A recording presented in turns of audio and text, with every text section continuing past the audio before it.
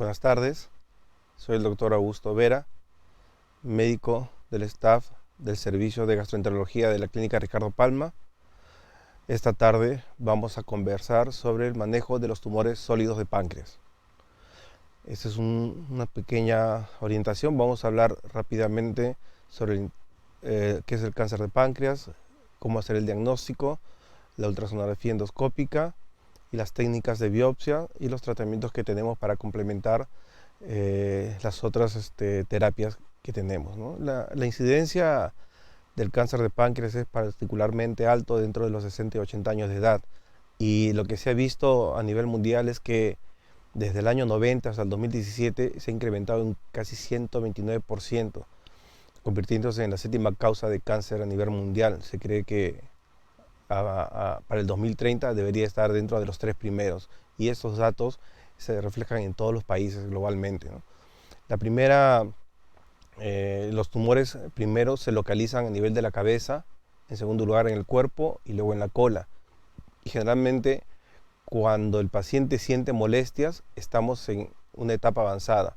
La presencia de dolor, ictericia, baja de peso, vómito, hemorragia nos llevan a pensar de que es una lesión que ya está un poco avanzada. En las fases tempranas los síntomas son muy inespecíficos, ¿no?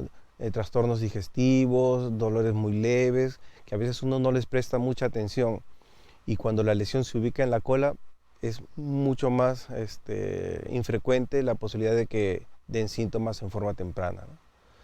En relación a la etiología, qué lo causa, es importante la carga genética. La carga genética puede estar en relación a las alteraciones, mutaciones del gen BRCA2, también en los síndromes de Peutz-Jeghers, pacientes con cáncer de colon, pacientes con cáncer familiar de mama ovario, o aquellos que tienen poliposis adenomatosa familiar.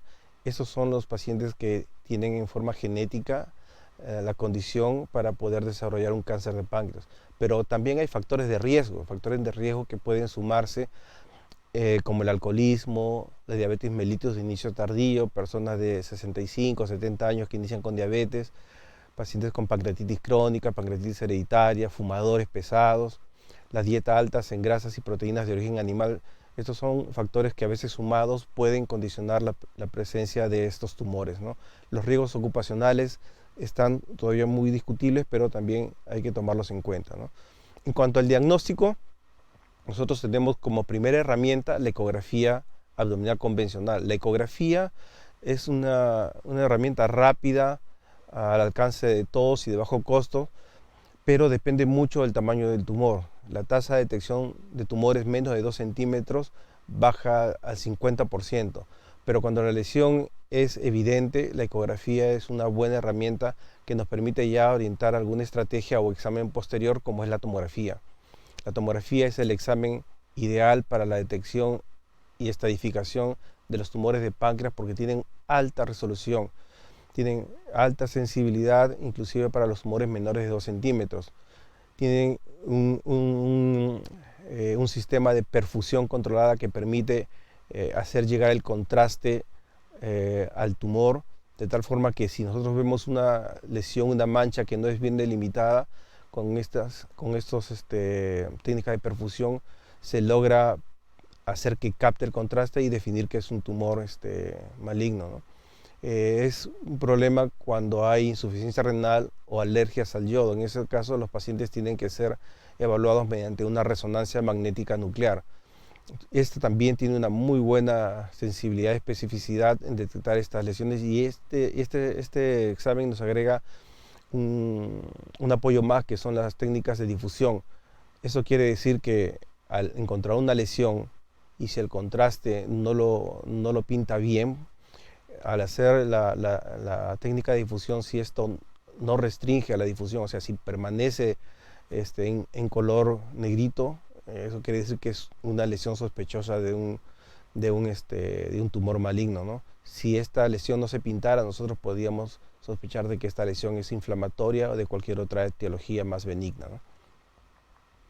La ultrasonografía endoscópica es una técnica que combina la ecografía convencional, que les mostré al inicio, con la endoscopía. Es decir, esta tecnología se ha diseñado para que se coloque en la punta del endoscopio y a través de este acceso nos colocamos justo detrás del páncreas. Y esto nos permite afinar mejor el diagnóstico, realizar o complementar bien el estadiaje en relación a los compromisos de los vasos, de los órganos adyacentes. Inclusive nos permite detectar hasta 10% de lesiones un poquito avanzadas que no hayan sido vistas en la resonancia o en la tomografía. Y luego también nos permite ayudar en el tratamiento paliativo cuando el paciente no va a ser operado. Otra de las ventajas es que nos permite tomar muestras de las lesiones a través de la aspiración con aguja fina o biopsia con aguja fina. Sus iniciales son FNA, FNB. Esta tiene bastante sensibilidad y especificidad y son accesos bastante seguros y sin complicaciones. Entonces nos sirve para definir o confirmar que el paciente es quirúrgico, nos ayuda para poder establecer si el paciente debe de recibir terapia antes de la cirugía o si el paciente no es quirúrgico, ayudarlo en forma paliativa con un diagnóstico y una estrategia oncológica adecuada, ¿no? A la ecoendoscopía, pues a veces, inclusive en los estudios por imágenes, los tumores pueden parecer similares. La mayoría de los tumores malignos del páncreas son consistentes con adenocarcinoma, pero hay otras estirpes de tumores que tienen diferente potencial de malignidad y tienen mejor manejo. Por eso es importante la biopsia. Como vemos en las figuras de arriba, casi todas las lesiones se parecen, pero son histológicamente diferentes y por lo tanto tienen un manejo diferente. Por eso es que es importante realizar las muestras para poder establecer su correcta estirpe, ¿no? Y en ese aspecto, la aspiración con aguja fina tiene muy buena eficacia con una baja tasa de complicaciones. Estas agujas se desarrollaron y mejoraron y se diseñaron las agujas de biopsia que también han mostrado, sobre todo para los patólogos, un mejor muestreo. O sea, ellos analizan mejor las biopsias tomadas con aguja fina que las aspiraciones con aguja fina. Entonces mejora el rendimiento diagnóstico y esto ha sido visto en muchos estudios.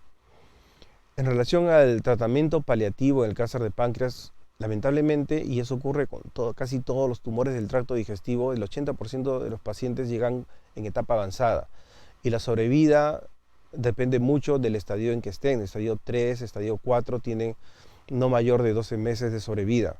Pero aquí también nosotros hemos notado que en el tiempo los esquemas de quimio y radioterapia han mejorado mucho.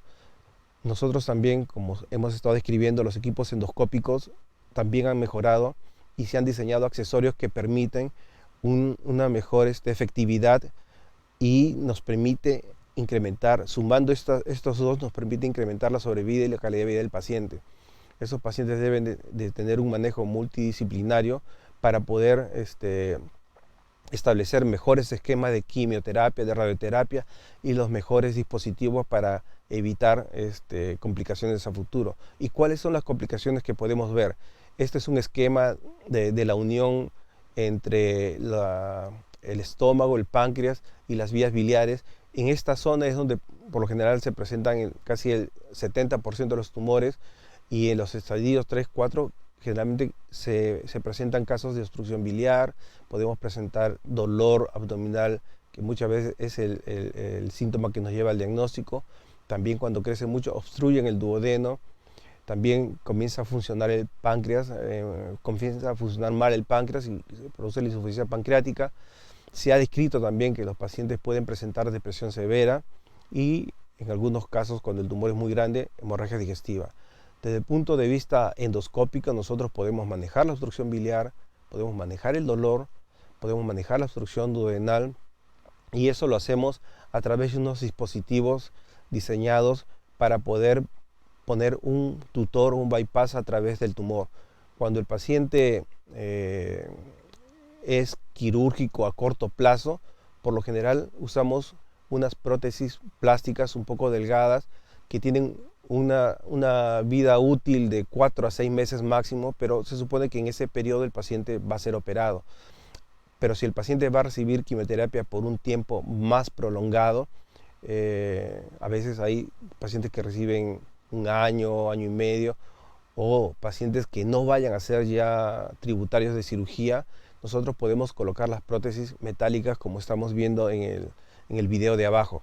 Estas prótesis metálicas son mucho más anchas que las plásticas, pueden durar de 12 a 16 meses y lógicamente disminuye la posibilidad de estar haciendo estudios o recambios cuando usan prótesis plásticas, ¿no? En el primer video vemos cómo queda bien posicionada la prótesis plástica y comienza la bilis a fluir, y luego en el video de abajo vamos a ver cuando se expande la prótesis metálica, llega a tener un diámetro mayor, quedando en buena posición para poder hacer un mejor drenaje. Cuando el acceso es difícil, porque a veces los tumores son muy duros, nosotros también a través de la ecografía endoscópica podemos acceder a través de la pared del estómago del duodeno a las diferentes vías biliares y vías pancreáticas. Esto nos va a permitir establecer un acceso alternativo para aliviar la obstrucción y poder mejorar el drenaje biliar, ¿no? Los estudios son claros, el drenaje de la vía biliar puede ser efectivo por vía endoscópica, como lo hemos visto en los videos, pero también puede ser efectivo por vía ecoendoscópica, como también lo hemos visto en los últimos videos. Y estos son mejores que los drenajes realizados a través del abdomen, los percutáneos, ¿no?, con menores tasas de efectos adversos y mayor eficacia.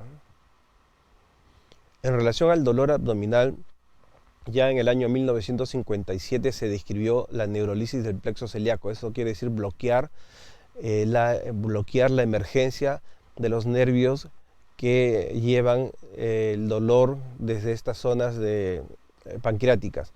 Esto inicialmente se realizó con guía fluoroscópica, luego se intentó o se hizo con guía tomográfica, también se intentó hacer con guía ecográfica, pero ya en el 96, cuando se desarrolló bien estos dispositivos de ecoendoscopía, las técnicas por ecoendoscopía son más eficaces y con menos efectos adversos, porque se llega a ver, como ven en el cuadro de arriba, se ve bien la emergencia del tronco celíaco, y sobre el tronco celíaco es que se encuentra el plexo celíaco, ¿no? Y como se ve en el gráfico, a través de la pared, bajo guía ecográfica, se puede hacer la neurolisis del plexo, ¿no? Igual es un video, se puede ver ahí cómo nosotros ingresamos la aguja. De repente no es muy claro, pero las tasas de complicaciones son bastante bajas, llegan al 21% y son la mayoría leves. Por lo general, en las 72 horas siguientes, la diarrea, un poquito de baja de presión y a veces incremento del dolor son normales porque hemos bloqueado el nervio. Después de esto, el dolor realmente baja en una categoría de 10 a 2, ¿no? Siempre van a necesitar un antiinflamatorio de refuerzo, pero ya el dolor va a ser mucho más manejable, ¿no? Complicaciones raras, complicaciones severas son muy raras, muy raras. La idea actual es que si uno hace el diagnóstico, es hacer neurolisis lo más temprano posible, porque los mecanismos de dolor, conforme avanza la tumoración, son más complejos y más difíciles a veces de controlar, ¿no? Cuando el tumor es demasiado grande y comprime la salida del estómago hacia el duodeno, y comenzamos con vómitos, intolerancia oral, nosotros podemos primero colocar una sonda enteral cuando no se evidencia un proceso infiltrativo, ¿no?, cuando el tumor aún no se ha metido, por así decirlo, dentro del duodeno, pero cuando el tumor ya está infiltrando la pared y está cerrando el paso de los alimentos, nosotros podemos colocar unas prótesis metálicas que se expanden hasta un diámetro de 2 centímetros, y con esto nosotros podemos, al día siguiente el paciente ya podría estar comenzando a ingerir una dieta licuada, una dieta líquida, y mejorar progresivamente su alimentación, ¿no? Estas son técnicas seguras, eficaces, y que le dan un alivio rápido al paciente. Cuando es imposible pasar una guía, ya se ha desarrollado dispositivos especiales que permiten unir la cavidad gástrica hacia alguna asa intestinal. Eh, Esto antes se hacía solo por cirugía, pero ahora también ya se puede hacer por ecografía endoscópica. Estos son lo que denominamos nosotros las gastroenteroanastomosis guiadas por ultrasonografía. Esto es una técnica que se está desarrollando últimamente. Ya hay mucha estadística y muchos datos en la literatura que nos está mostrando que es una estrategia segura, rápida, en relación a una cirugía, y en casos especiales podría ser mejor, igual que efectiva, que una prótesis metálica duodenal.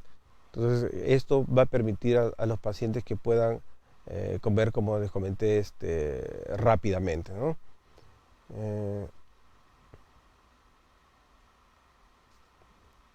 Esto es lo que le comentaba, los últimos estudios en relación a las prótesis duodenales, la gastroenteroanastomosis por ecoendoscopía y a la gastroenteroanastomosis quirúrgica, ¿no? Donde el éxito técnico es similar, siendo el éxito clínico aún un poquito mayor para la cirugía, pero la recurrencia de síntomas y las necesidades de reintervención están a favor del manejo endoscópico. La tecnología sigue avanzando, siguen ofreciéndonos recursos para manejar a estos pacientes, y la radiofrecuencia, que ya se aplica en otro tipo de tumores, por ejemplo en los hepatocarcinomas, la radiofrecuencia se está ya aplicando para los tumores de páncreas. La ablación por radiofrecuencia actúa mediante la liberación de una energía dentro del tejido.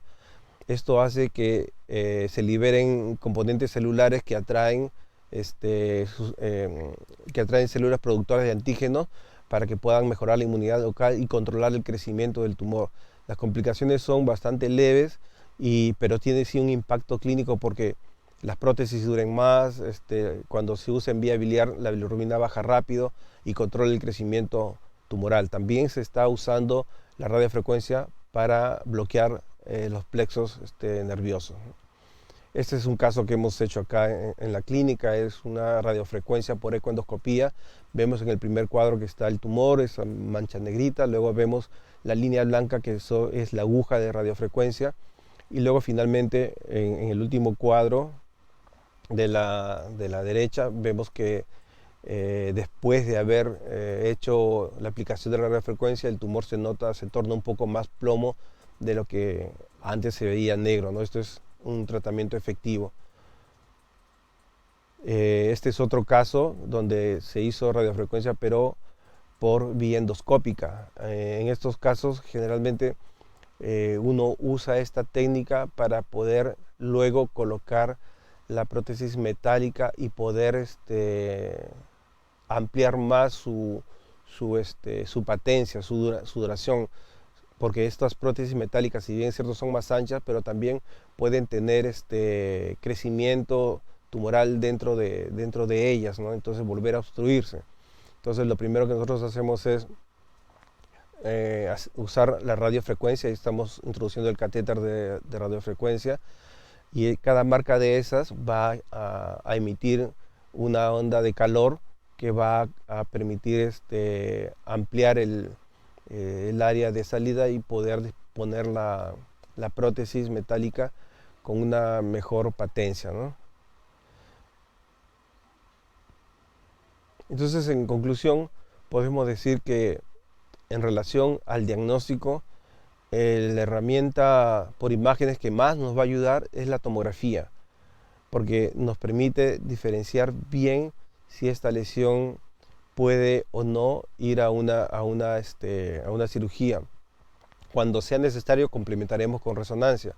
El grupo de riesgo para desarrollar cáncer de páncreas, lo ideal es hacer una ultrasonografía periódicamente para poder establecer si hay lesiones tempranas o no.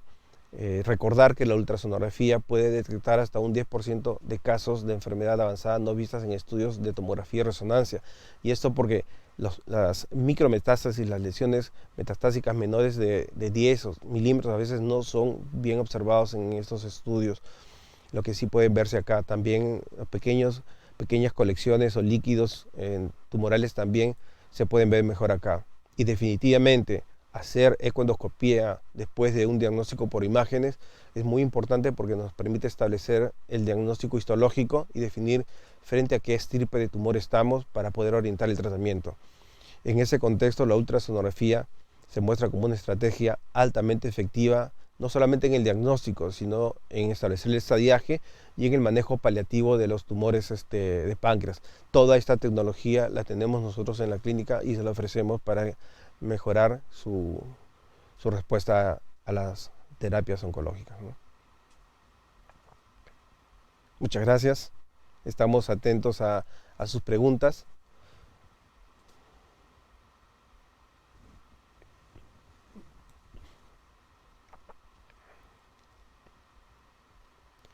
A ver, vamos a ver con la primera pregunta.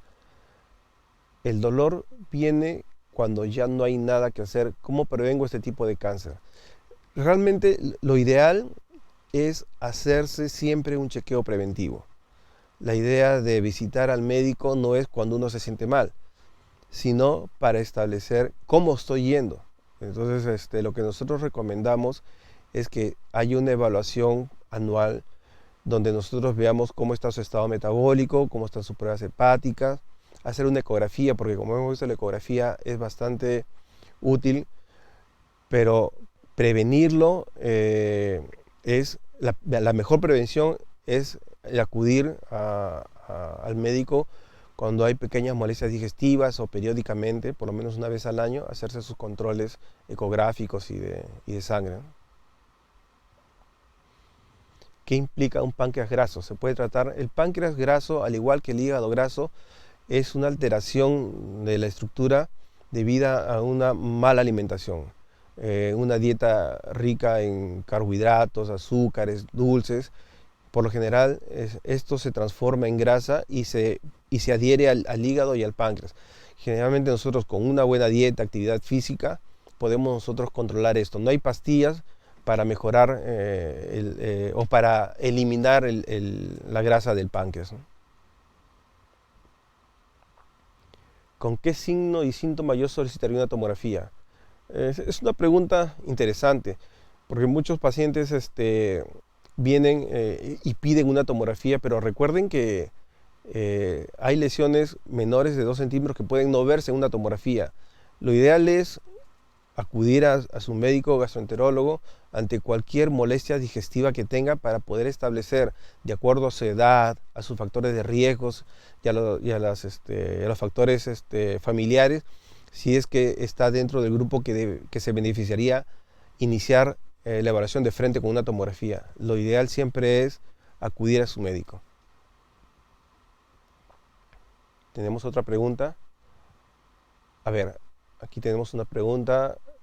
Dice, mi hijo tiene 24 años, con la insulina elevada, sobrepeso, está inyectándose esa densa, diariamente en ayunas, se resiste a hacer dieta, bajó de peso algo, pero no lo suficiente. ¿Podría sufrir cáncer de páncreas en el futuro? ¿Es un riesgo para los pacientes con diabetes o insulina elevada? Muchísimas gracias. Claro, la diabetes es una enfermedad del páncreas, o sea, ya el páncreas está enfermo y el riesgo va a estar latente si es que no elimina los otros factores como son el sobrepeso y la alimentación.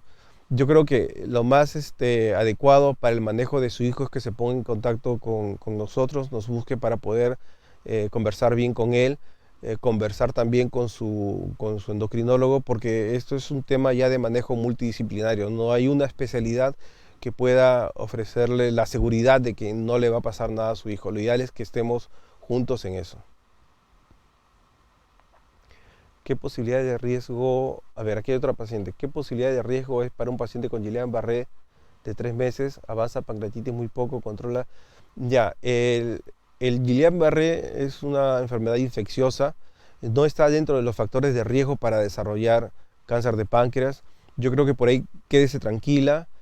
una vez que el cuadro de Guillain-Barré, el cuadro de pancreatitis esté controlado, hacer su seguimiento por lo menos cada 6 meses con su gastroenterólogo, ¿no? Aquí hay otra pregunta interesante. ¿Qué significa una neoplasia papilar intraductal de rama secundaria en el cuerpo de páncreas?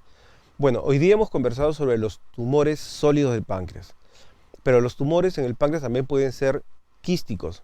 Entonces, los tumores quísticos pueden ser benignos, inflamatorios, serosos, o pueden ser neoplásicos como los mucinosos y los papilares intraductales. Eh, Estas lesiones, de acuerdo a ciertos factores muy similares a los que he descrito en el páncreas y a ciertas alteraciones en el mismo quiste, pueden tener un riesgo de malignidad. Generalmente los de rama secundaria son los que muy raramente se malignizan, pero también hay de ducto principal y también hay y los mixtos que sí tienen un incrementado riesgo de malignidad. No es el tema de hoy, pero igual el seguimiento debe de ser periódico, ¿no? Son pacientes que tienen que ser seguidos mínimo cada 6 meses o cada año. ¿Un paciente diabético corre el riesgo de tener estos tumores? Sí, sobre todo si es un paciente que ha tenido el diagnóstico en forma tardía. Vuelvo a repetir, la diabetes es una enfermedad que se origina por un mal funcionamiento del páncreas. Entonces es un páncreas que tiene ya cierto factor de riesgo. Si al paciente diabético le sumamos una alimentación mala, el alcoholismo, el tabaquismo, entonces su riesgo se incrementa, ¿no? Pero sí hay que parar las orejas cuando una persona de 65 años, 70 años inicia con diabetes, porque ese inicio tardío sí es casi seguro que es porque hay un tumor creciendo, ¿no? Hay una edad específica en la que se presentan los signos de alerta. El grupo etario el grupo etario de presentación más frecuente es entre los 60 y 80 años. Entonces yo creo que cualquier persona que más o menos a los 60 años se nota con baja de peso, dolor refractario, se ha hecho su endoscopía, se ha hecho su ecografía, no encuentran nada, deberían de ampliar un poco más los estudios. Yo lo que percibo es que los pacientes tienden a buscar diferentes opiniones en diferentes médicos, pero a veces no culminan la estrategia diagnóstica en un solo médico, ¿no? Entonces, y yo creo que confíen en su médico cuando tengan molestias, completen la evaluación con ellos y, y yo creo que esa es la mejor prevención, ¿no? No estar pidiendo opiniones en diferentes centros que a veces les repitan los exámenes sin avanzar en otro tipo de averiguaciones, tomografías, resonancias o exámenes de sangre, ¿no? Mi mamá tuvo esa enfermedad, tumosa leucocitosis en la cabeza del páncreas. ¿Hubiera sido posible una cirugía? Hay estadios en los cuales uno puede establecer que la lesión es quirúrgica. Generalmente un tumor en la cabeza del páncreas, donde su eje mayor es menos de 3 centímetros, es el que potencialmente puede ser operado. Generalmente estos tumores se diagnostican en más de 3 centímetros, pero si esta lesión hubiese sido encontrada con un diámetro menor, la posibilidad quirúrgica es de primera elección, ¿no? La idea siempre, como les digo, es tratar de hacer un buen seguimiento, una buena prevención, anualmente chequearse si hay problemas digestivos, todos los años conversar con su gastroenterólogo, porque si la lesión se detecta de forma temprana, la cirugía es la primera opción, ¿no? No todos los pacientes se aplican para cirugía. Generalmente las lesiones, como digo, menores de 3 centímetros podrían aplicar para cirugía, sobre todo si han crecido dentro del páncreas, si no han comenzado a pegarse a las arterias, a las venas, o no han comenzado o las que son de cuerpo que no han comenzado a pegarse a las partes nerviosas. Pero generalmente los pacientes en estadio 1, donde el tumor en su diámetro mayor es menos de 3 centímetros son los que aplican a cirugía. Y lógicamente que tengan la condición para una cirugía grande, porque no es una cirugía común, es una cirugía de 6, 7 horas donde el organismo sufre mucho en la etapa de la recuperación, ¿no? Entonces una persona de 87 años, con hipertenso, diabético, con enfermedad esclerótica o que haya tenido accidentes cerebrovasculares, ya lo descalifica como paciente quirúrgico, ¿no? Cuando uno se hace endoscopía o colonoscopía, también detectan alguna enfermedad del páncreas y ya.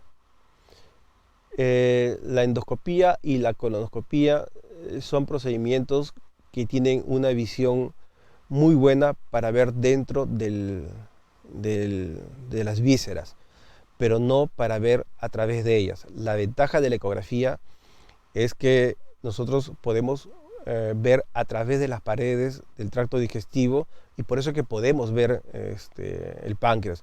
Pero si se ha dado cuenta, las imágenes que he presentado también son en blanco y negro, igual que una resonancia, igual que una tomografía. O sea, a pesar de ser una herramienta bastante sensible y específica, no deja de ser, no deja de tener sus limitaciones, ¿no? Entonces, la enfermedad del páncreas temprana solamente se puede evaluar con una buena tomografía y si es muy pequeña, con una econdoscopía, ¿no? ¿Cuál debería ser la nutrición que deberían tener esos pacientes? La nutrición debe ser individualizada de acuerdo a las alteraciones que se muestren en sus pruebas de sangre. Algunos tienen déficits de proteínas, otros hacen mucha hipoglicemia, otros hacen trastornos con los oligoelementos. Hay una especialidad en nutrición, que es la nutrición que se dedica a manejar esto, pero por lo general todos estos pacientes deben tener una nutrición muy rica en proteínas, ¿no? A ver, tenemos otra pregunta más. No me descuido y me hago los controles debidos una vez al año. ¿Es suficiente? Yo creo que sí. O sea, acudir al médico en forma anual es lo mejor que uno puede hacer, ¿no? Prevenir es controlar antes de que aparezcan los síntomas, ¿no? No sé si estará mal la comparación, pero yo me compro un carro y todos los años lo llevo a su mantenimiento preventivo. Igual debemos de ser nosotros, ¿no? Así como gastamos 2.000 soles de repente en el mantenimiento anual del carro, pues invirtamos en nuestra salud y llegamos a una evaluación completa cada año, ¿no? Si tengo síntomas digestivos, hay que hacer una evaluación completa de la parte digestiva. Si tengo presión alta, pues la parte cardiovascular es importante. Si hago deporte, tengo muchos problemas musculares, con el neurólogo, con el traumatólogo. Yo creo que la mejor inversión es nuestra salud y eso es una adecuada prevención. Doctor, buenas tardes. ¿Cuánto tiempo se puede hacer una endoscopía? Muchas gracias por la charla. Bueno, la endoscopía debe durar lo que necesite el médico para establecer la integridad del área evaluada, ese estómago, colon, duodeno, esófago, ¿no? Realmente a veces uno encuentra lesiones que tienen que ser bien tipificadas, bien evaluadas y se demora un poco más de tiempo, ¿no? Inclusive hasta la toma de biopsia tiene que ser bien orientada hacia un área donde nosotros sospechemos que está la enfermedad floreciendo y que va a ser la biopsia de un alto rendimiento, ¿no? ¿Qué recomienda, doctor, eliminar con respecto a la alimentación para evitar problemas de tumor del páncreas? Bueno, lo primero es tener una dieta balanceada. El exceso de azúcar, el exceso de harina, el exceso de proteínas quemadas puede sí influenciar y actuar como factor de riesgo en esos pacientes. Y la idea es una dieta balanceada, bastante verduras, frutas, equilibrados con los carbohidratos, las grasas y cuidarse, ¿no? Mi esposo falleció de cáncer del páncreas. Mi hijo correrá el riesgo de esta enfermedad. Dentro de los factores de riesgo, el haber tenido un familiar de primer grado, o sea, papá, hijos con cáncer de páncreas, le agrega un riesgo. Puede tener 2 veces o 3 veces más incrementado el riesgo que una persona normal. pero hay que prevenirlo, ¿no? Hay que siempre hacer un chequeo, un control y eliminar factores de riesgo, ¿no? O sea, si ya tengo el antecedente, el factor de riesgo de un familiar de primer grado con cáncer de páncreas, pues no debo fumar, debo hacer deporte, debo cuidar mi alimentación. Uno puede darse un gusto una vez al mes, de repente cada 15 días, pero no comer, por ejemplo, chatarras toda la semana. Entonces, tener un estilo de vida saludable, ¿no? Ponerse en manos de un buen nutricionista, ¿no? Y hacer mucho deporte, ¿no? Eh, Aquí hay otra pregunta. ¿Han tenido rechazo de las prótesis y cuál es el primer signo de alerta? Ya, más que rechazo, la, la durabilidad de las prótesis depende uno del diámetro. Generalmente las prótesis plásticas, por eso es que duran menos que las metálicas.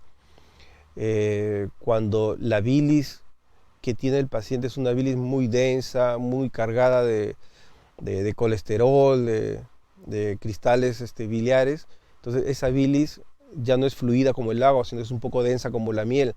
Entonces pasa, obstruye la prótesis y eso también disminuye su durabilidad. Eso se evita un poco usando las metálicas, pero el problema de las metálicas es que al expandirse dentro del tumor, hace a veces que el tumor crezca dentro de ellas, ¿no? Que se maneja fácilmente, ¿no? Pero igual, el primer signo de disfunción de las prótesis es el dolor y la ictericia, ¿no? Uno se vuelve a poner amarillo y comienza a ver un poco de dolor. Creo que eso es lo que uno tiene que vigilar en forma temprana cuando es portador de una prótesis, ¿no? A ver, otra más. Dice, buenas tardes, doctor. Por favor, si ya está diagnosticado y no es operable, ¿cómo se hace para controlar el dolor? ¿Qué alimentación necesita? Gracias por su respuesta.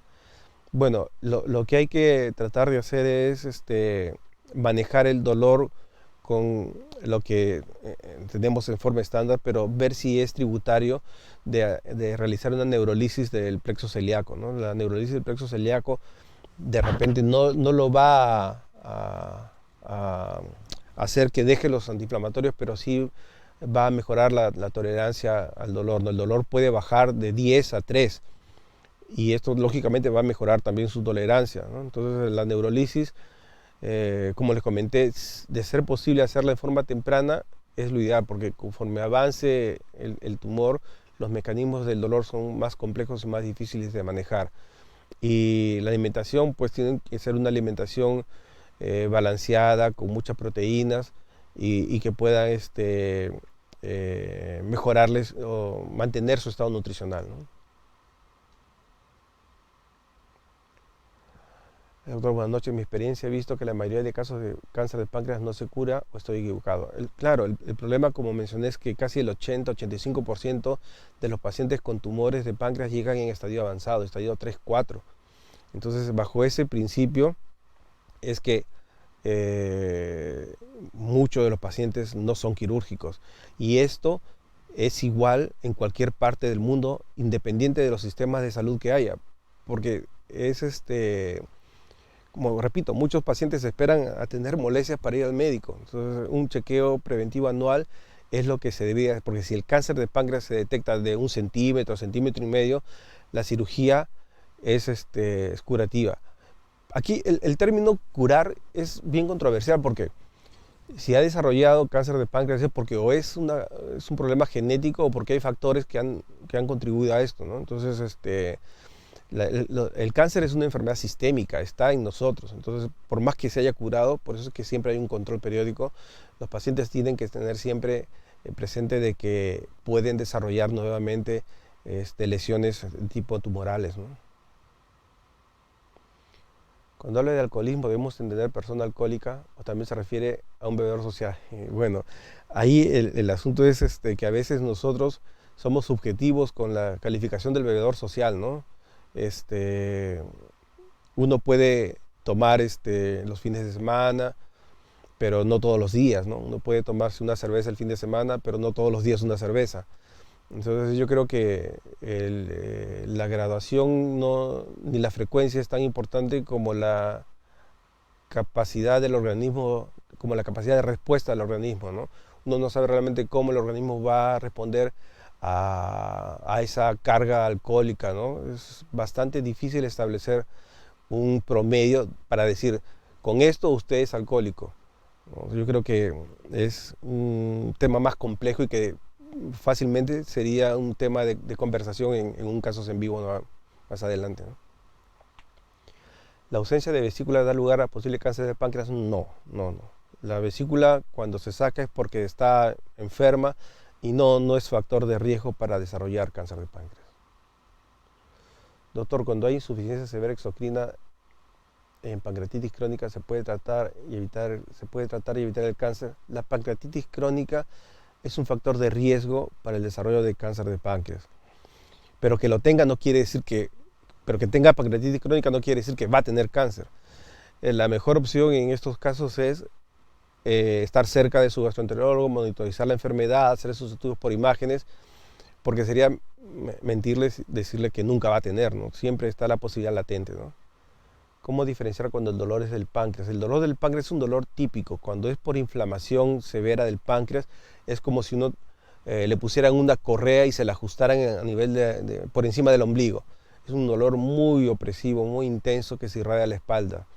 Y cuando es por cáncer de páncreas va a depender de la localización. Si está en la cola no duele.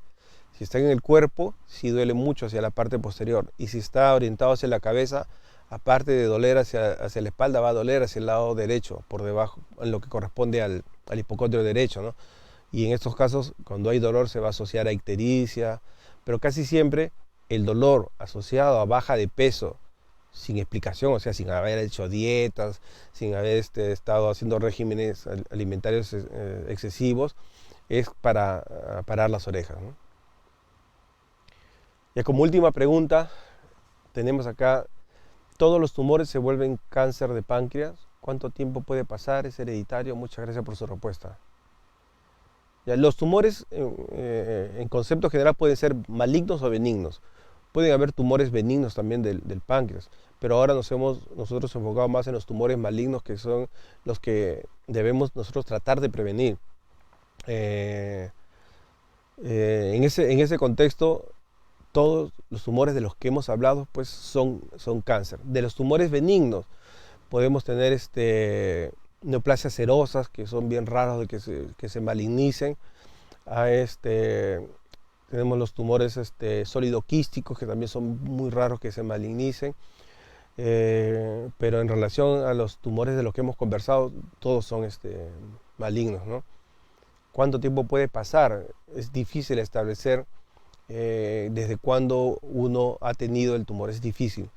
Pero por lo general el tumor puede doblar su tamaño en 1 o 2 años, ¿no? Entonces, y es hereditario, es uno de los factores, ¿no? El ser hereditario. Bueno, gracias por sus preguntas, espero haber satisfecho sus curiosidades, espero que tomen en cuenta las recomendaciones, estar siempre dentro de de su evaluación preventiva. Tienen que acudir, visitarnos en la clínica Ricardo Palma.